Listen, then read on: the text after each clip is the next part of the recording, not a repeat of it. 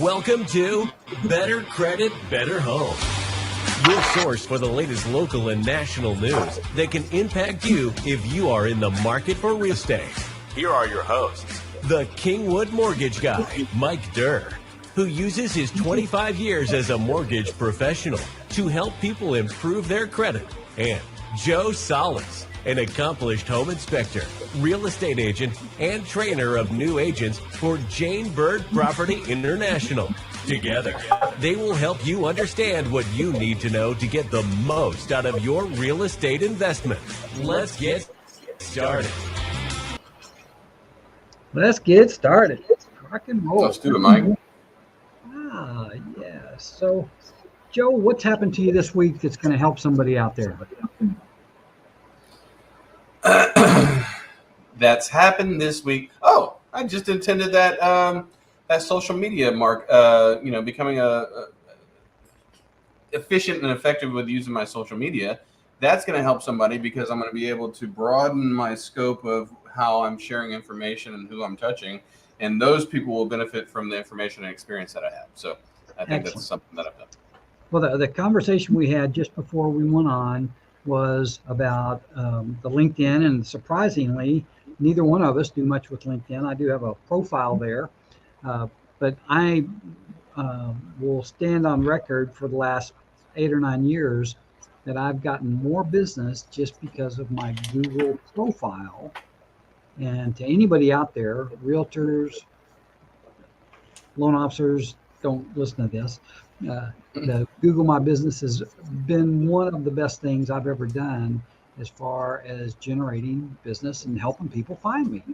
So if you wanted to find me, and you just go search for a Kingwood mortgage broker or Kingwood mortgage lender or something to that effect, and I'll show up number one consistently.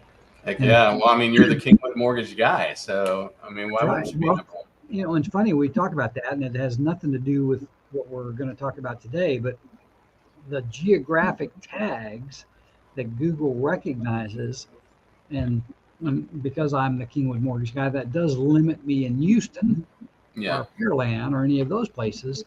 But the premise I had was to be a bigger fish in a small pond than to be a small fish in a big pond. Something to think about. Wise man, Mike, you're a wise man. Well, I will tell you, it's been good for me, and the addition of advertising on Google has made a huge difference in this lull. So a fair amount of the business that I'm doing now are people finding me, but it's because I'm spending money to advertise that profile. Yeah. And I've been very fortunate to get the reviews I've gotten lead people to call me. And that's good. I'm very fortunate about that. So anyway, we are going to talk today about student loans.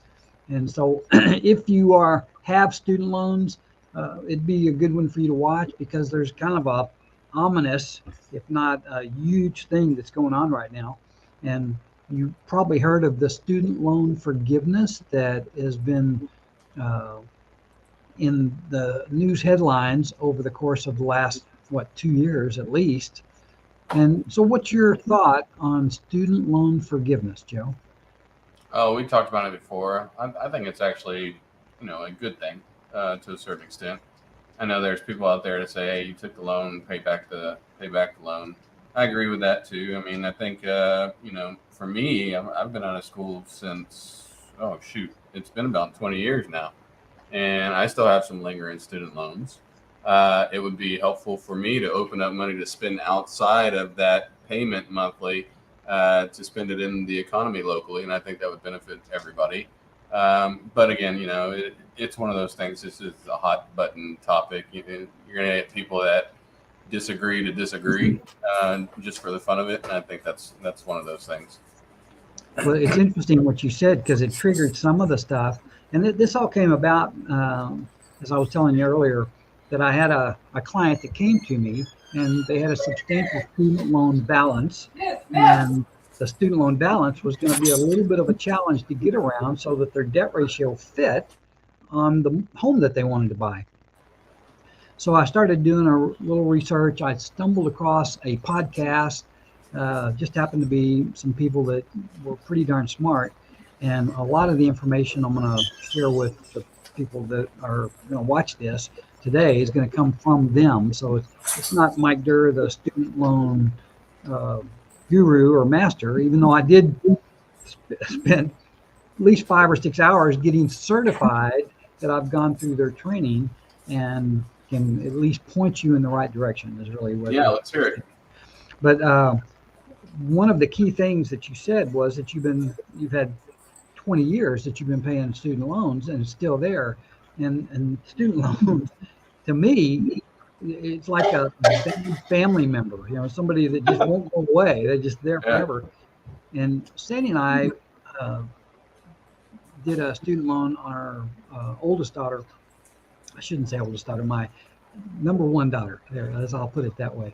And we paid on that thing for 5, 6, 7, 8, 9 years. I don't know how long it was. And it just never seemed to change. I mean, the loan amount just seemed to be consistently the same amount. It was hard to make headway.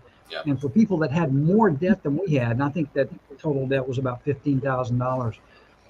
For the people I'm seeing now that have hundreds of thousands of dollars, it just has to be like a gorilla on their back. But here's one of the things I learned that you'll like, is that the people that have had their student loans and been paying on them in somewhere between 20 and 25 years, they're up to get those balances forgiven. Yeah. It's like they've been in jail for so long, and there's going to be an early release. There's murderers in jail for less amount of time, Mike. I know it. So I'm going to. Well, that's good news. Is that what you're going to talk about today? Yeah, we're going to talk about kind of in general some stuff. Let me go back here and get started. The key thing is that you're on the right plan.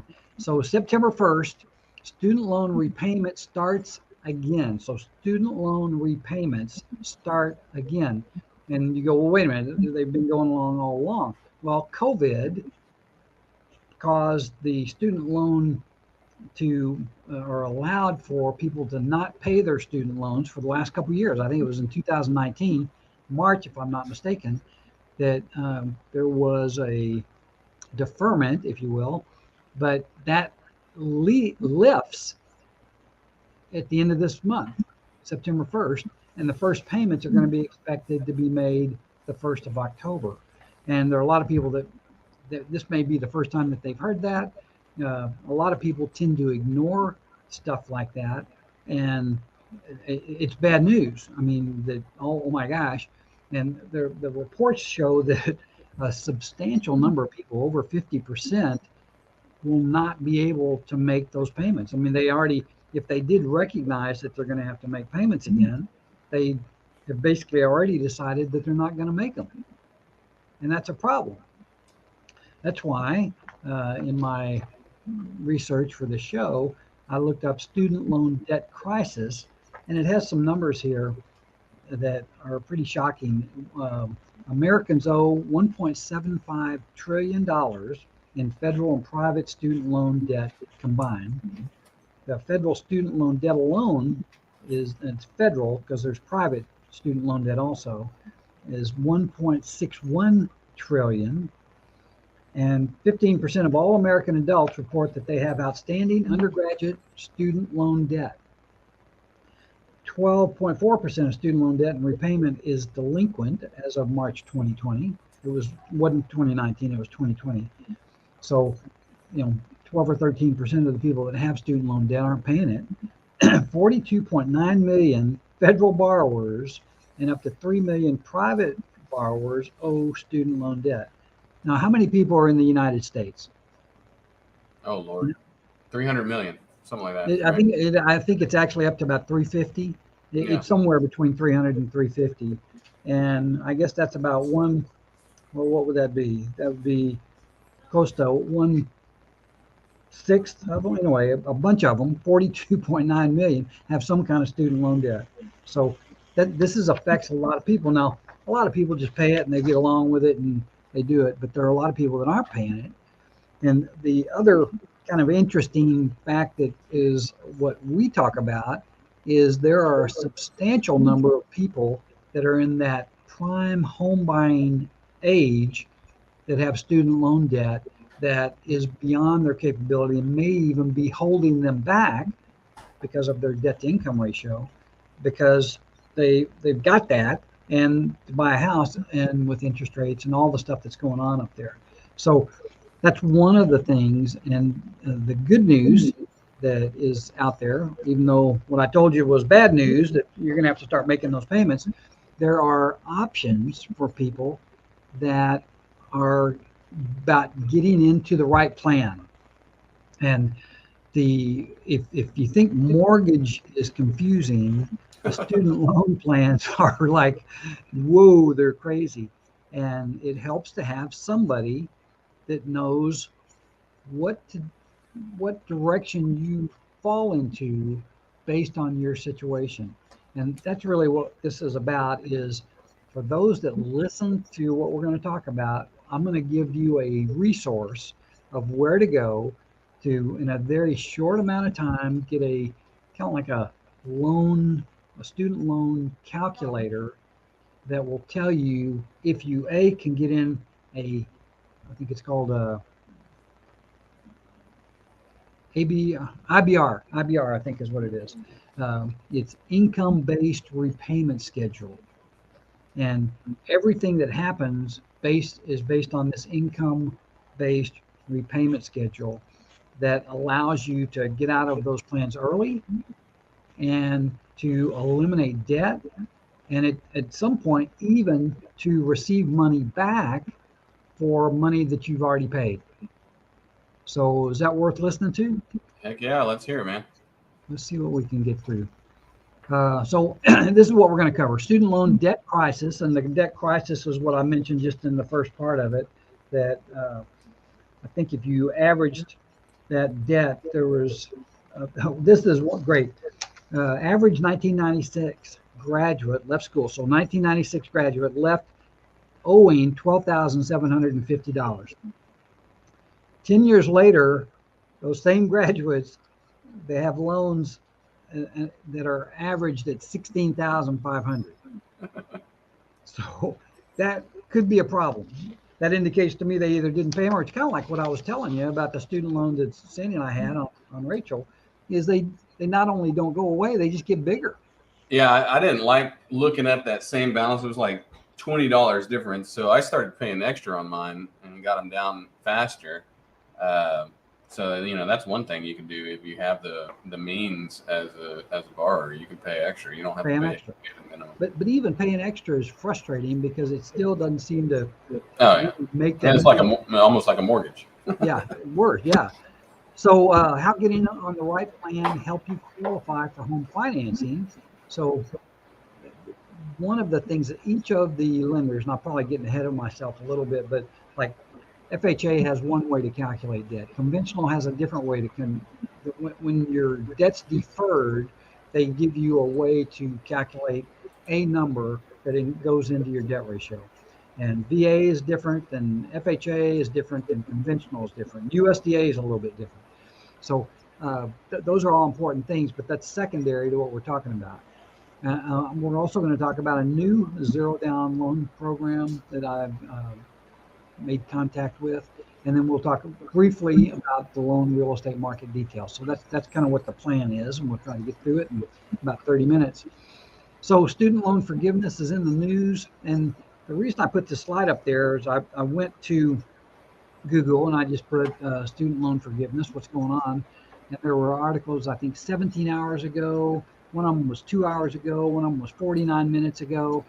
I mean, yesterday, but just within the last day or two, there's been some evolving news that affects people with this loan forgiveness, and loan is a hot topic.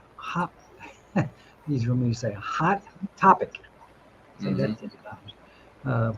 But this is kind of the deal. Student loans were started to help more students to go to college.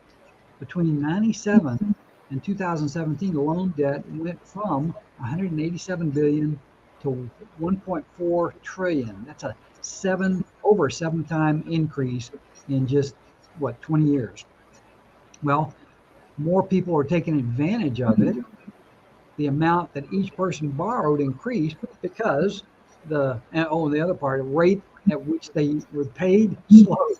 So more people were getting loans, and the rate at which they were paying them back slowed. I don't know if that's the way they're calculated or what, but it was also easy access to education loans. These people that were buying this money didn't have credit.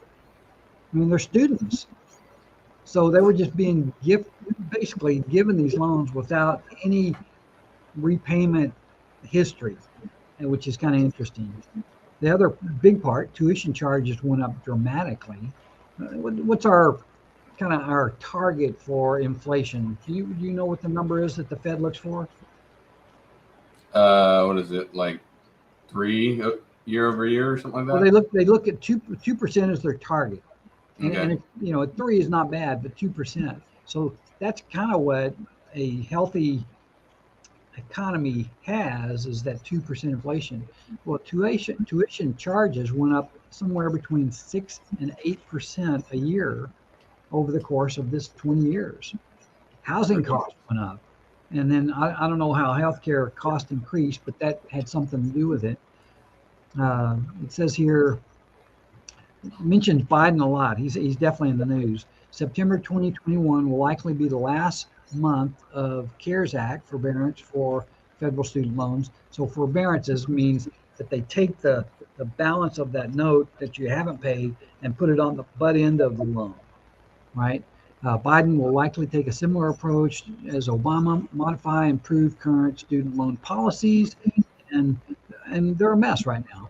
There's still time to keep zero or low monthly payments by signing up, but you've got to be on the right plan. And we're going to say that over and over again about being on the right plan. And how do you know which one's the right plan, right? I mean, is there a resource out there that you can turn to?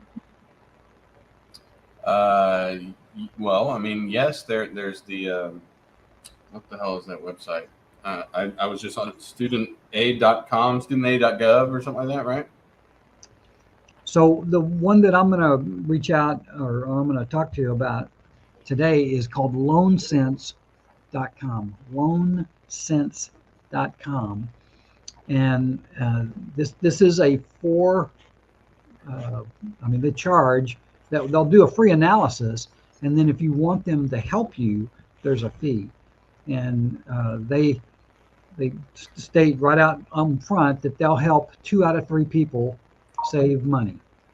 So if that's something that people are interested in, go to LoanSense, SENSE, sense.com, and check it out. There's a calculator on there you can use for free, and it'll tell you if you're going to save money or not. So that's kind of the key part of what we're talking about. Now, I mentioned IBR. What is IBR? Income-based repayment. All the stuff that we did through this course that I looked at was talking about being on the right plan, and the right plan seemed to be the income-based repayment. And those are where you get your debt forgiven. Do you have any idea what kind of loan program you're on? Myself? What is it? The loan program I am on currently is through the Department of Education. It was a private loan before, but then during the COVID thing, I consolidated and moved over to the Department of Education sponsored loan. Good. But I don't know exactly what off the top of my head. No, sir. I remember there were key phrase, consolidated as opposed to refinanced. Yes. And consolidation is the right way to do it.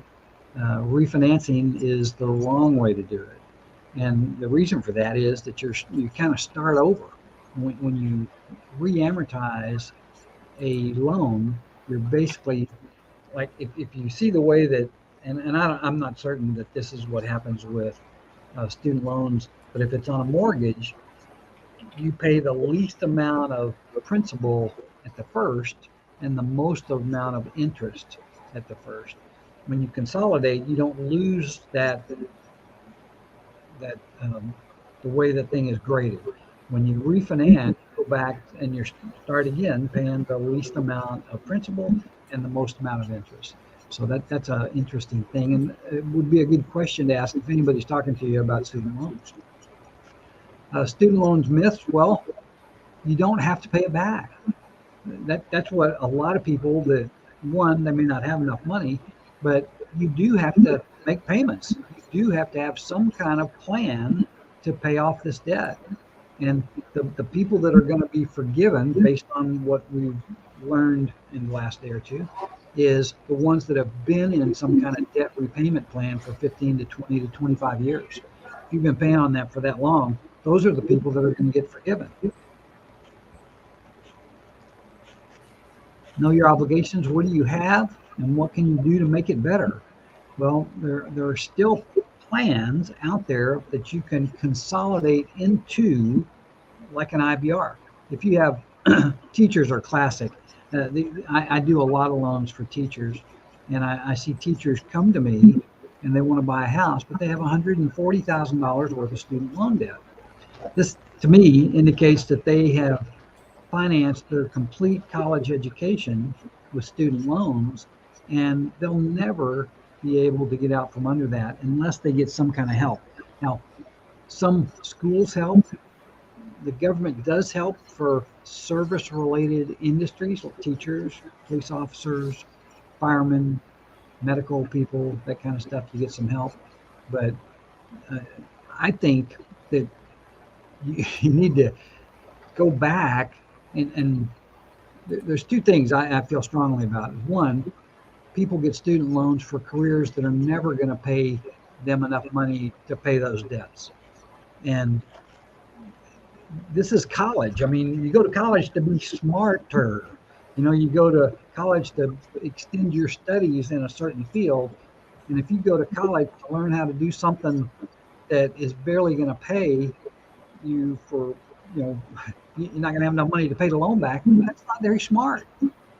And I would encourage people to think about what they're doing and go to some guidance counselor or somebody so that they can say, well, look, I'm going to have to borrow $15,000 or $20,000 every year, and at the end, I'm going to have to pay that back. And the only people that I can think that might have a chance to pay that back are somebody that's going into the medical field, and I've seen that, and attorneys, maybe engineers, but the list gets pretty slim as you start going into some of the other places. So the people that give these loans, they need to ask those kind of questions. The people that are asking for these loans need to ask that kind of question. Like, well, am I going to make enough when I graduate and go into my field to make enough money to pay this sucker back? So I'm rambling now, but or maybe ranting would be a better description of it. I have seen doctors. Let's make college free, Mike. Well, I mean, there's an argument for that, except that my other point on that is I'm not a big fan of the education you get in college right now. Let's make it free. Well, it's probably worth that. Yeah. I mean, and I've always been a firm believer that college is where you go to learn how to learn. Right? You're going to pick this field and you're going to learn how to learn within that field. Me, for a prime example, I am nowhere near the field of study that I worked in, which was distribution.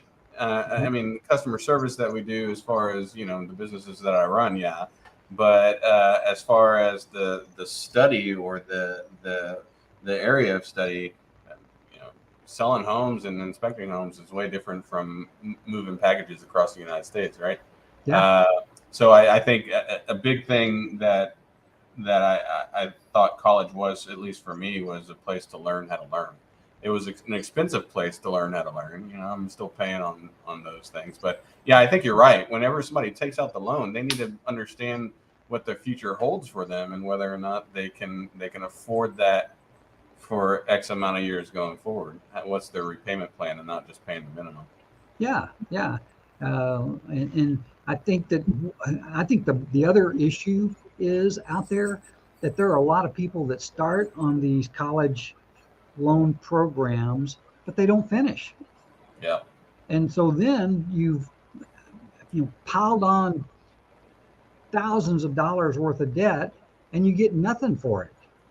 I mean, if you don't finish college, and my I have people that I know that have not finished college and are pretty much stuck. I mean, some companies still require you have a college degree to get hired at these particular companies, and you just kind of go, man, they're shut out, even though they might have worked in that field Yeah. for 10 plus years and are teaching in their particular discipline, but a company that uh, would not hire them because they didn't finish a college degree. So the other part about it is, let me tell you, if you're borrowing money to finish a degree, finish the darn thing. Don't give up halfway through the and that those are the people that are struggling right now. I think that are struggling more with student loan debt than just about anybody else. Is they borrowed this money, but they didn't get what they, you just because you go to college doesn't mean you get to finish. Doesn't mean that you get positive grades. You got to earn them. So I'm ranting again, but the slide says which loan plan you're on, which loan plan is best for you, how much you have left to pay, and if you qualify for loan forgiveness. Those are good questions that you want to know about. And we encourage people to take notes or reach out to us to give this kind of information so that you can at least have a leg up and go into this with both eyes open. So a couple other things I learned is if you're married or single, there are a few little subtleties on the way that you approach this being on the right plan. And an example of that would be if you're like there are married people that one spouse works, one spouse doesn't work. In that case, how do you file your taxes? And the way that they determine who is forgiven the debt is based on, like in this case, where for in the mortgage industry, we like you to have more income. This, we'd want you to, let's say that the wife has a job and student loans, and the husband doesn't have a job, then if they filed singly, well, in that case, they could file together. But if they both had jobs that would amplify their income, that would be negative for them to be able to get their student loans forgiven. So you kind of want to show the least amount. And let me tell you, if there's a way to get out of paying back a debt in a way that's on the books, I'm all for it. Now, I feel sorry for the people that made those loans that aren't going to get their money back. But if it's federal government, guess what? It's all of us. We're subsidizing those with our taxes, right? Our debt anyway. So that's a whole different argument or conversation that we'll have later. So who wants to pay another debt? No, nobody. 93% of Americans are not ready to resume student loan payments. They're just not. Borrowers dreamed about financial benefits of having a degree, and there are financial benefits from having a degree. Unfortunately, the dream faded, and now they are being asked to pay for the forgotten dream. And those are the people I was just talking about, the people that didn't finish. Now, don't get me wrong. I think that the number, that 93%, is also indicative of the number of people that go to school for a specific discipline and don't go to that discipline. I mean, between you and I, we're 100%. I went to be a teacher by trade, to work as a coach and, teach high school physical education, health education, and science, which I was a very low grade science, was my minor. But when I looked at what I could make outside of school compared to what I could make, doing other things, it was hard to go back and teach. So I think that's common for a lot of people, particularly just starting out. So anyway, onward. Each loan program decided to treat student loan debt differently. So we're talking about buying real estate and financing real estate.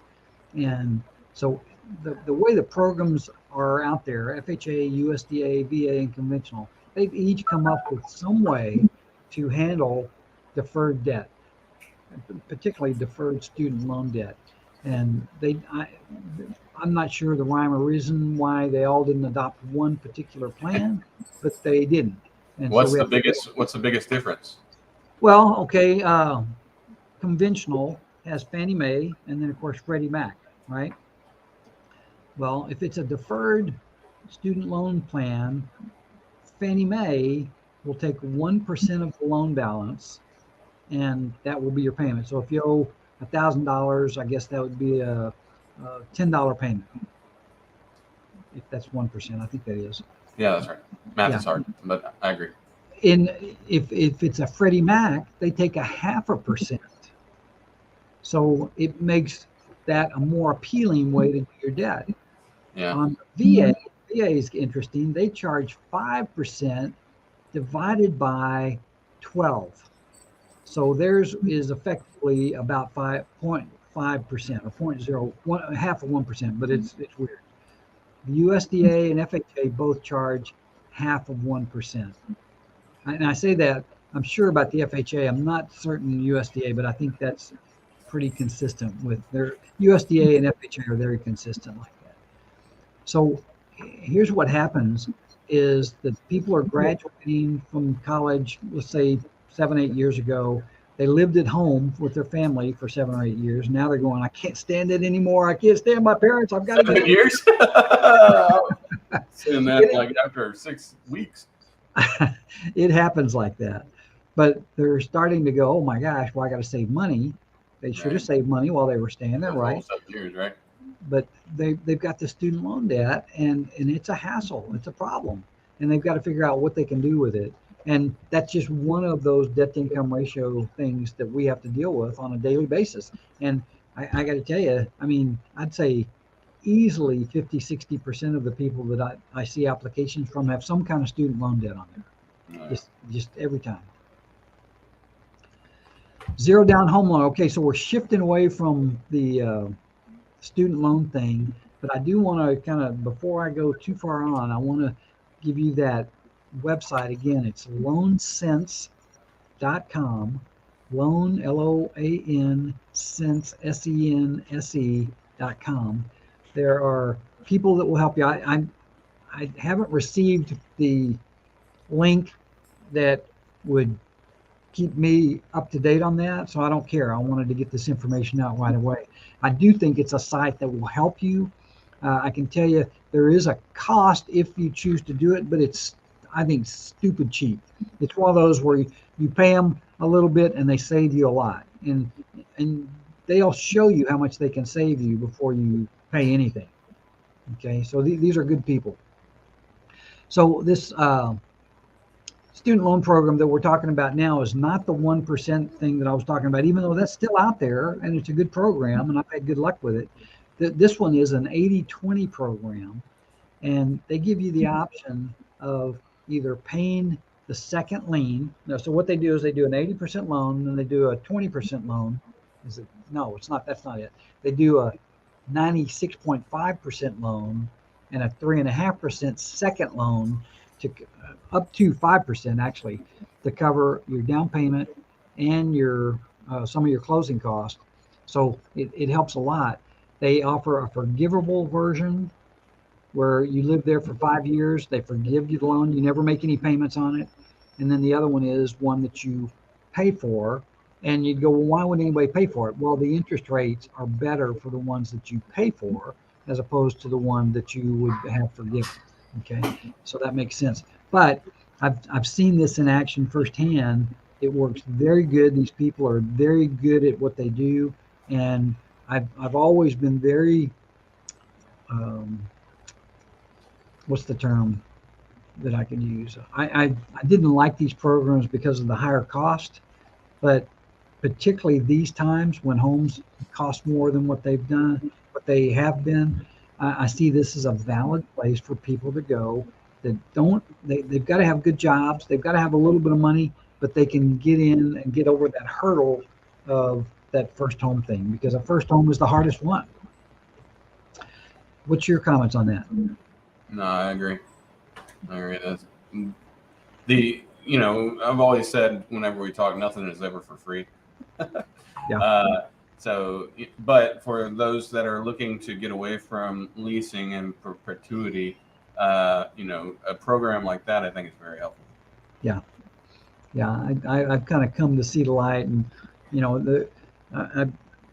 it just, don't get me wrong. I want you to save money. I want you to have steady income, but at the same time, there is a way to buy a house these days. And the other thing that I saw this week is that people want to purchase in areas where they can beat the cost of renting. So an example of that for us, if you live in the Heights area and you rent in the Heights area, you're going to pay higher rent because of the proximity to all the downtown stuff that happens down there. Yep. And so you would move out a little bit in some areas of town that you don't have those amenities, but you pay less. And I had somebody call me, they're moving from Seattle to Houston Metro. They don't have a clue what Houston Metro looks like. There's so many different areas in Houston Metro. They said, but we want to live in an area that's got a little room. And there are plenty of outer Shepherd, Cleveland, Livingston, all over. I mean, this is a huge city, so there are a lot of options there, and the homes cost less out in the country, and the taxes are a little bit less. So those areas will continue to grow. But at the same time, the appreciation that you're going to have at those is going to be lessened also if you make one of those moves. And so the amenities, the church, parks, centers, walking trails, grocery stores, restaurants, schools is a big deal. I was telling a guy this week, I said, well, you want to go and try to live in some place that, where there's a good school district. And he says, well, my kids are grown. I don't have to worry with that anymore. And I said, no, that's not right. Because if you want that home to appreciate, the people that are going to be buying your home at some point when you sell it, they're going to want those good schools. Am I wrong? That's true. So that was my transition. Must have inspection. No money pit for me. So foundation, electrical, plumbing, HVAC, roof. What did I forget? What else do you have to do when you're buying a home? Walls, windows, doors, floors, ceilings, appliances, including the dishwasher, disposer, your water heater, the HVAC equipment. We've mentioned those. An inspection is a key part of finding out what the general condition of the house is at the time of your purchase or at the time of sale. It's also helpful for sellers. I've been pushing that real big with my trainees and also with my clients. Why be surprised by the buyer's inspector? Beat them to the punch, and that gives you the upper hand in negotiations, and also gives the buyers a little bit more confidence if it's a multiple offer situation. Yeah, I think that anybody who puts their house on the market without getting an inspection on it is missing a big opportunity to help them fix stuff and not have to worry. I mean, how many houses have you seen that have gone under contract and then they fall out, and then they go under contract again and they fall out? And you go, why don't they either fix those things or I don't know? It just doesn't make any sense to me. Yeah, and the old kind of, all right, and I know we're running short on time, but the old way of selling homes was price high, find out what's wrong, negotiate down, right? That's the old way. The sell Joe house way is price lower, know what you got, multiple bids drive the price up. Yeah. And so that is a how do you say that? It's a shift in how people think and approaching that to selling your home. So that's one of the biggest challenges for me in my listing appointments is sitting with the seller and actually convincing them that approach to marketing and selling their house and pricing their house will actually get them more in the long run than pricing it too high and letting it set and then dropping the price and chasing the market down. I totally see that. It's a hard decision to make. I know. Just on the little house that I was hoping to sell and down in Pasadena, it was the same thing. It was like, what should I do? It's a little bit of a gamble to do it either way, to be honest with you. So I put this on there because of that same thing we were just talking about as the people are moving out. The other thing, if they may not move out, but they may need to buy a house that's a little bit of a fixer-upper. And the same reason that you would do that is to lower the cost, but you'd also have to know what has to be fixed first, right? And that's where they need that inspection so that you could go in and you can make a kind of like a hierarchy of what we're going to do first when we fix up our fixer-upper. Yep.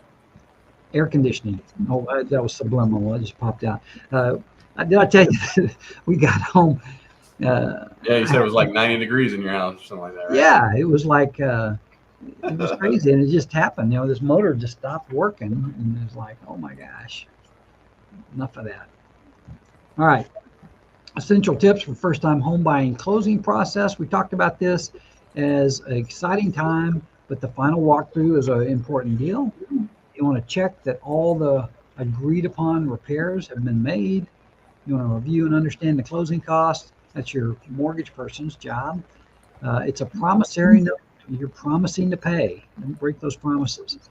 Rate and term repayment, fees, escrows or not to escrow. Don't ask me about that.